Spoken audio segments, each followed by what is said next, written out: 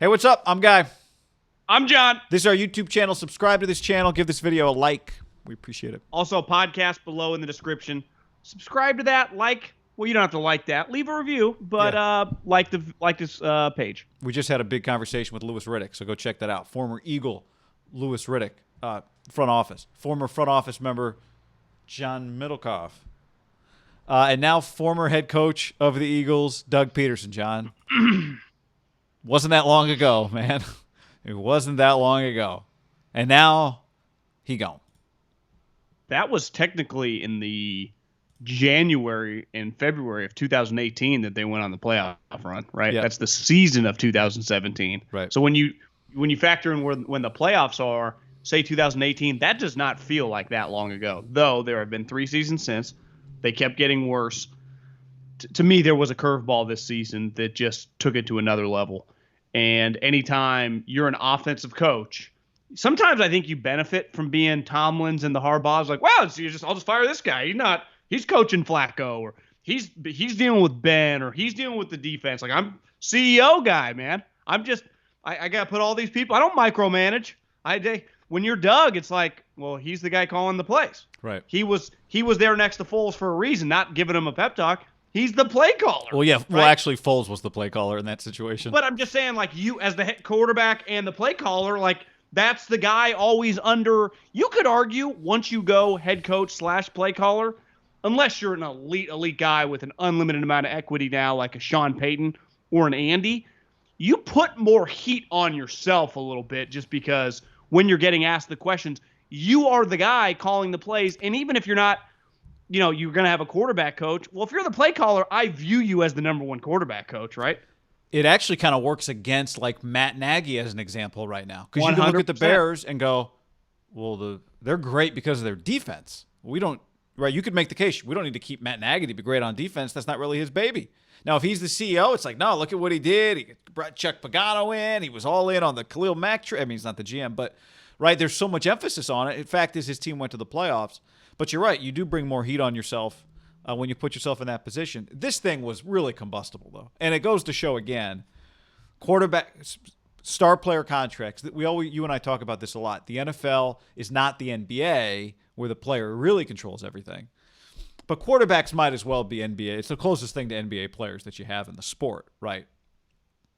Mm-hmm. And it's not like, yes, they were just in the Super Bowl, but we are now 3 years removed. Like, we've had 3 seasons since then.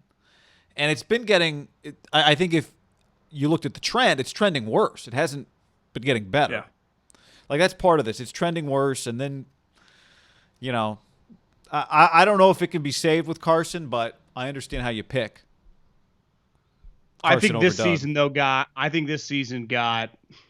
went from 0 to 60 in like 5 or 6 games. It went from, hey, they had just been in the playoffs. Carson got knocked out of the playoff game. He had been playing well, remember, around the final stretch, to we have a disaster on our hands. Our most important player, which the guy is on any team, the quarterback, our highest paid player, the guy that we've invested years upon years of picks and money and surrounding him with help, is a disaster. And then I do think, to me, it was clear that Carson Wentz camp started leaking stuff on Doug. Well, you'd think maybe the Eagles did it to make him look bad. Who knows? You never know with this stuff. But it does feel like you just put the pieces, like, why the Eagles didn't even need to do that. Like, I do think Carson, every report is Carson and him are not on the same page. He got benched by Doug. It's pretty clear kind of what transpired around their relationship. And in fairness to Doug, the guy was not playing very well. So I don't know what he was supposed to do. But the moment that those guys stop seeing eye to eye and it gets really ugly, what the fuck did we think was going to happen? Like, I laugh at all these reports like, what do they do this offseason? Get rid of Carson for Jalen. What? Jalen Hurts and Carson Wentz? Like, no. Carson Wentz is going to be their week 1 starter.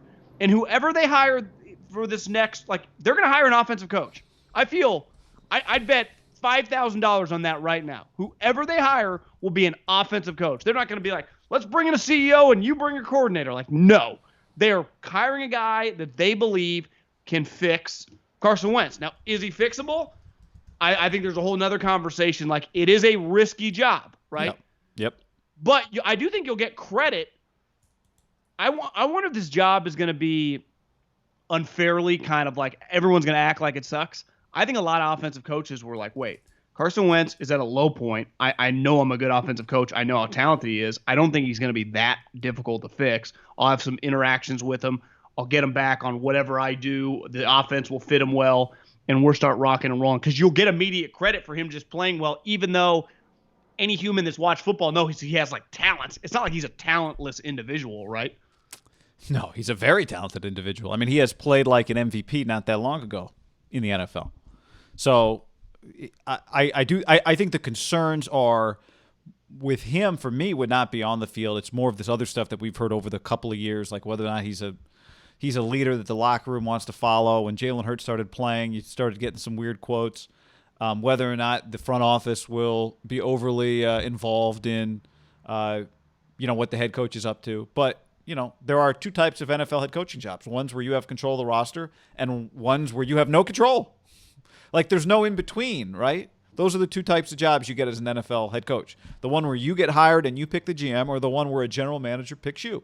We've seen now Howie Roseman, your old boss, in several situations where he is clearly in charge. Came back after the chip thing, won the Andy thing, came back after the chip thing, and now he's the one emerges after Doug Pederson. And, there's no question who you're working for here. So, I think my questions, if I were an incoming head coach, would not be, do I think Carson Wentz can play good football? I mean, that is a big part of this. But it's, if I can get him to play good football, is he still the kind of guy that can be a franchise centerpiece? From a leadership, all that kind of stuff standpoint. And I think the answer to that is probably hand in hand with the other answer, which is if he's good enough to play like an MVP, then yeah, I'm sure the locker room will respect him enough that that's not an issue. Well, one elephant in the room would be if I'm a guy interviewing for that job. I don't like the Jalen Carson Wentz dynamic. Like that's not, if I'm going to fix Carson, I'm going to need him out of there. Right. I don't think that's a healthy dynamic in terms of like, because if you're going to hire me to fix Carson, and that to me is the number one thing they're going to try to fix in the organization is fix Carson Wentz. I think it becomes difficult with the Jalen, just the elephant in the room of his situation. Like, should he keep starting? Is he better? Is it open competition? His attitude toward Carson, which I've heard hasn't been great, and rightfully so. Like, he was drafted in the second round. So he views his, like, he doesn't look at Carson Wentz like, I'm just going to sit behind him forever. It was easy when Jimmy Garoppolo was drafted in the second round, sitting behind Tom fucking Brady. I think it's a little different when you're Jalen Hurts. You get drafted in the second round. You just had all this success. Then you come to a place and the guy struggles. You go, I'm better than this guy. Like, that's, how would he not think that? I wouldn't blame Jalen Hurts for going, I'm better than this guy. Because I think 100% Jalen Hurts to his core believes that. I am better than Carson Wentz. Sure. But this is where, and I'm with you, you said you'd bet $5,000 the next coach is an offensive play caller. This is where the Carson issue is bigger than just, can we get his arm in the right slot, and can we get him on the right read, and can we get him performing at his best once he steps onto the field? Like, clearly the organization does need more than just that. Clearly this organization, from a head coaching standpoint, needs a leader that can handle a quarterback who now a couple times has been in some awkward situations. The Nick Foles situation got kind of awkward. And obviously this Jalen Hurts thing is very awkward. And it's difficult.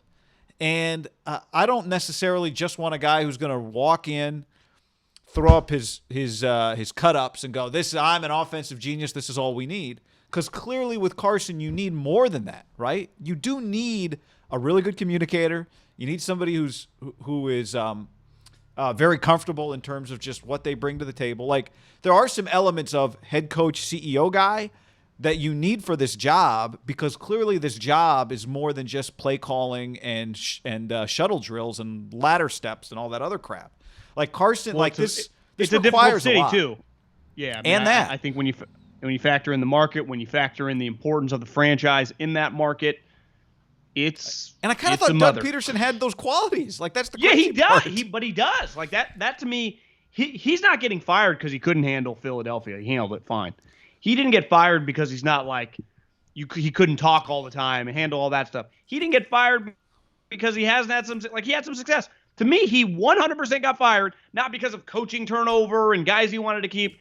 It was strictly because Carson Wentz fell off a cliff, right? And then there were constant issues. Then the Jalen thing, which he may or may not have had the pull to get him drafted, right? But regardless, that became a thing. Like, to me, the Nick Foles stuff, which was 100% a thing, that now has just been royally surpassed, right? Like, that's such a thing in the past now because you have this incumbent backup / starter. Like, that was a hurt guy in a Super Bowl run. That one, we the really guy won a fucking Super Bowl. We're talking about Jalen Hurts and them tanking because he got yanked with 72 yards. I think part of the problem is Jalen Hurts any good? Is he truly a guy that, like, if you were to trade Carson Wentz, would you even want him as a starter? I would say no. But, like, you just drafted him in the second round, so it's not like you can cut him. I just think they're in a weird spot. No, I'm not saying Doug got fired because he couldn't handle the media. I'm saying part of why he got fired was, and maybe this is an unfair standard for anybody, the balance of Carson and Jalen and the Eagles front office. Like, that's where I say, if your guys' a lot going on, play caller, great, but you need somebody with some. I do feel like you kind of need somebody with some cachet here. That's why. So would you push back and say that it's not a lock for an offensive coach? I'm not saying that it's not a lock, but the more we talk about it, the more I think you need somebody like David Shaw, somebody with some other qualities beyond just being your offensive play caller, because I think Carson's issues are bigger. Now, unfortunately for the Eagles and David Shaw, because he worked for the Eagles, you were there. You were there. There were some rumors when you were there that they were interested in David Shaw, like when Chip said no. He's good buddies with Howie. I know Sean Payton said recently that he said this like a month and a half ago. Sean Payton said David, who he worked with in Philly, should get a job. Today, after Doug got fired, I texted somebody close to that who's on that staff, and they said David Shaw has basically told the Stanford team, I'm not going anywhere, and I've told the NFL, don't even bother me. So that's out. But I just, the more we talk about it, John, the more I think that you actually need somebody like that more so than you just need your Brian Daboll, Eric Bieniemy. Now look, Stefanski was that guy. It turns out after watching Stefanski, like, he's also a culture changer beyond just a play caller. So maybe Bieniemy or maybe one of those guys does that too. But that's obvious that this situation requires one thing the lot. The Eagles are obsessed with innovation and being ahead of the curve. Remember last year who they full court press tried to hire as their offensive coordinator? Who? Graham Harrell, USC. Turned him down, ultimately. And I think when you just go back, I mean, it's crazy. It doesn't feel that long ago, but like 7 years with Chip Kelly, like, that was a very innovative. The year before, or I guess that year, Bill O'Brien, who was the hot name. Like, Graham Harrell, like, they don't just retreads, and I mean, Andy went once upon a time. Like, that's kind of how Lurie. I think Andy changed their outlook, and they always they're big on tomorrow, not yesterday, and that I think hurts Doug. I think in a lot of organizations like where we live, no chance Doug Pederson gets fired from the 49ers or the Rams or Seattle, given that he just won a Super Bowl calendar year. Hell, what, not even 3 years ago. But I think in a place like Philly, where they're always looking forward, and I do think the owner now with the Super Bowl has a little cachet and equity that he doesn't look like a crazy SOB, right, for doing it. It's harder though, I think, don't you think the big college guys, which Chip was at the time, is any big time college guy taking this job now? Given that big time college guys get to call their shots. I also think the money changed dramatically over this decade, where these big-time college guys can go from $5 to $8 million a moment that they want to be kept. Right. And the difference with Chip is a little collegiate. When guys move toward regions where they're from, it's why it's always going to be nervous. Will Mario go back to Florida? Willie Taggart went to Florida. Right. You just see kind of drawn to where you're. Nick Saban loves the South. He's a West Virginia guy. It feels very natural. Even Harbaugh at Michigan, it feels, he went to school there. He's comfortable in that region. That Chip, was a Northeastern guy, so he left Oregon. It did feel like he was destined to be an NFL coach and take a shot. I think the finances have dramatically changed it for, like, when we were growing up in the 90s, the Sabans, the Dabos, like, those guys would be locks to become NFL head coaches, right? Yeah. Again, I mean, Saban had already been it. Like, Dabo would have just been I'm not saying it would have worked, but those guys it was inevitable. I would bet if we really dove into the finances, it was dramatically different. Now it's, like you said, power But to me, the money, like, wait, I get the power and the same money? Well, fuck it, I'll just stay here. But In Ohio State, for example, Ryan Day is like, if the Jacksonville Jags couldn't get Urban, they'd want Ryan Day. Ohio State's a better job than Jacksonville, no matter what. Yeah, well, unless you want to be an NFL coach. And because in the NFL, you can win from anywhere, right? But I guess the reason I brought up the college guys, it's not just the finances. It's just you got me thinking that when we start talking about somebody who's going to, quote unquote, change the game, be innovative, we tend to go college. But college guys usually have so much leverage, they don't need to take a job where they're not in total control of the roster, right? So that limits your field a little bit when you have an existing shot caller like Howie Roseman. So I don't know. I don't know. Yeah, maybe you just go. Yeah. I heard Brian Kelly tell DJ and Move the Sticks podcast like over the fall that I'm the coach and the GM now. So for me ever to leave, like I answer to nobody but me. Maybe at Notre Dame Jesus, but that's about it. Like I don't answer to a general manager. Yeah. And just he's having a ton of success, but Brian Kelly this day and age would have to answer to a general manager. Keep in mind, now this year they're in the ACC. Normally they don't even answer to a conference. Like that one is really unique. Maybe they'll stay, but so. And he makes a lot of coin. I just think all these top coaches now make such big money. Yeah. Anything else on this? We'll see. Doug to the Jets. I'll be surprised if he ends up with the Jets.